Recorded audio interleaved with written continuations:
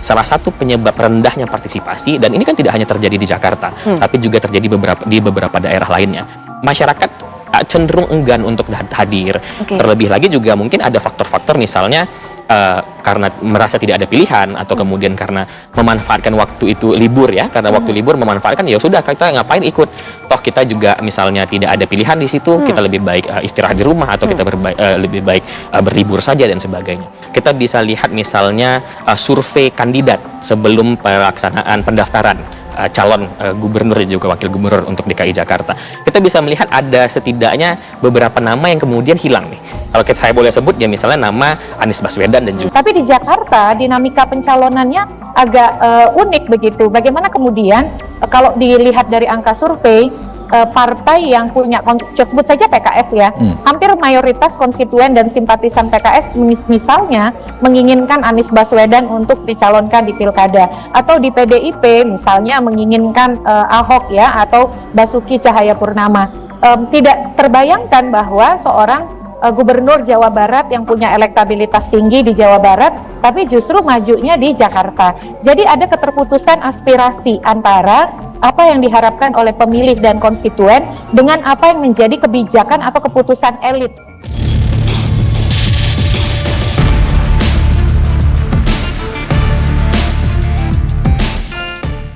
Narasi yang mau dibangun dengan alasan-alasan bahwa kita sudah mendistribusikan, akan tetapi golongan tinggi ini 3.489.614 manusia yang sudah didistribusikan suratnya, tapi tidak melakukan pencoblosan, tidak ikut serta. Kalau data ini dianggap lucu-lucu, coba, ini saya coba gambarkan aja. Pasangan, sekalipun angka menang ya, angka perolehan ya, perolehan suara, ini di 2 juta, tetap saja golput yang menang, di angka 3 juta. Digabungkan pun golput dengan 01, 03 dan 02, ini suaranya pun mirip-mirip. Pertanyaannya ada apa? Apakah mau disalahkan masyarakat? Hari ini KPU menyalahkan masyarakat. Apa narasi yang dibangun? Karena masyarakat sudah jengah. Masyarakat yang mana Pak yang jengah Pak? Tidak main-main menunjukkan kepada masyarakat bahwa seolah-olah kami takut kalah. Tidak. 01 menang, tidak. 03 menang, tidak. 02 menang, tidak. Peserta kalah semua. Yang menang golput.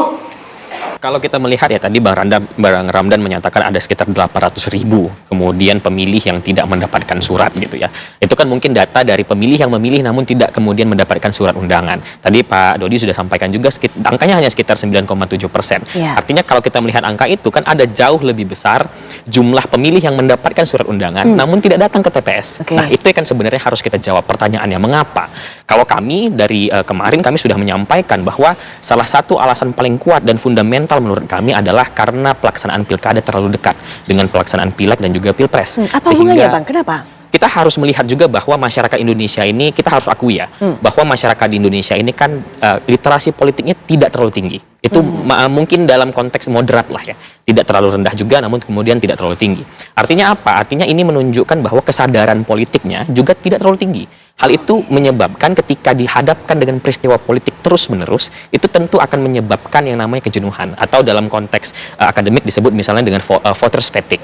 Artinya pemilih sudah mulai jenuh gitu, masyarakat sudah mulai jenuh karena terus dihadapkan dengan proses politik, kontestasi politik yang bertubi-tubi kita bisa katakan. Nah oleh karena itulah kita selalu berikan catatan bahwa salah satu penyebab rendahnya partisipasi, dan ini kan tidak hanya terjadi di Jakarta, tapi juga terjadi di beberapa daerah lainnya, yang kemudian mungkin kesadaran politik masyarakatnya juga ya di dalam kondisi moderat tersebut, sehingga masyarakat cenderung enggan untuk hadir. Terlebih lagi juga mungkin ada faktor-faktor misalnya karena merasa tidak ada pilihan atau kemudian karena memanfaatkan waktu itu libur ya, karena waktu libur memanfaatkan ya sudah kita ngapain ikut, toh kita juga misalnya tidak ada pilihan di situ, kita lebih baik istirahat di rumah atau kita lebih baik berlibur saja dan sebagainya. Dalam konteks turunnya atau menurunnya tingkat partisipasi ini ada juga faktor-faktor lain yang harus kita lihat, dan menurut kami menimpakan seluruhnya kepada KPU juga bukan merupakan tindakan yang tepat, karena partai politik pun memiliki tanggung jawab di sini. Kenapa? Karena partai politik sebagai sebuah institusi dan pilar demokrasi itu harus bisa menyediakan apa? Menyediakan pilihan kepada masyarakat. Harus bisa menyediakan pilihan-pilihan kebijakan, pilihan-pilihan sosok, dan kemudian termasuk juga misalnya pilihan-pilihan ideologi. Nah, artinya Bang, tadi yang sudah sempat disinggung begitu Bang Haikal oleh Bang Ramdan, bahwa ada pendapat tingkat partisipasi rendah karena banyak sekali masyarakat Jakarta yang merasa tidak terwakili oleh para calon. Ada faktor itu sebenarnya yang membuat masyarakat enggan untuk memilih? Kalau menurut kami ada, itu sangat besar faktor tersebut. Karena kita bisa lihat ya, kita bisa lihat misalnya survei kandidat sebelum pelaksanaan pendaftaran calon gubernur dan juga wakil gubernur untuk DKI Jakarta. Kita bisa melihat ada setidaknya beberapa nama yang kemudian hilang nih. Kalau saya boleh sebut ya, misalnya nama Anies Baswedan dan juga Basuki Cahayapurnama yang di dalam proses survei kandidat itu muncul.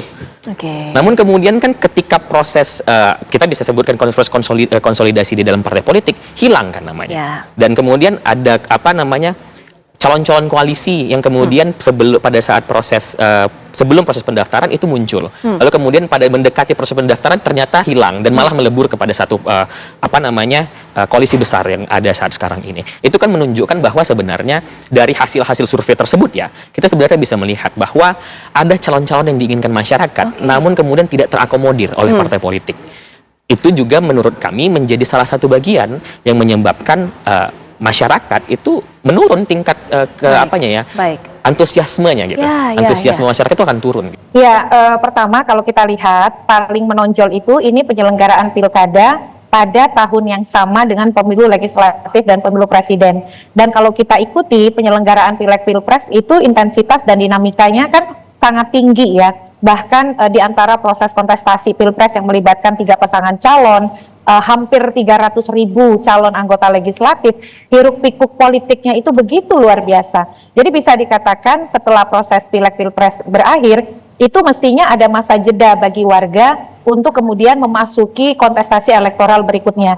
Belum lagi kemudian diikuti dengan pemilunya baru selesai langsung yang tadinya oposisi jadi koalisi. Bagaimana pemilih diperlihatkan koalisi besar yang kemudian juga membentuk kementerian yang juga sangat besar begitu ya. Nah, hal-hal seperti itu kemudian ketika masuk ke pilkada menimbulkan kejenuhan politik tersendiri atau kami sebut dengan political fatigue ya, atau voters fatigue. Pemilih mengalami kejenuhan dan kelelahan politik karena ruang-ruang publik mereka selalu diisi dengan narasi-narasi yang berkaitan dengan pemilu dan perbincangan elit begitu. Belum lagi kemudian ada yang karakter khas nih dari Pilkada Jakarta. Ketika mereka misalnya memilih suatu partai, mereka punya ekspektasi partai itu kan akan menyuarakan aspirasi dan juga apa yang menjadi harapan simpatisan dan konstituen. Tapi di Jakarta dinamika pencalonannya agak unik begitu. Bagaimana kemudian kalau dilihat dari angka survei partai yang punya, sebut saja PKS ya, hampir mayoritas konstituen dan simpatisan PKS misalnya menginginkan Anies Baswedan untuk dicalonkan di pilkada, atau di PDIP misalnya menginginkan Ahok ya, atau Basuki Cahayapurnama.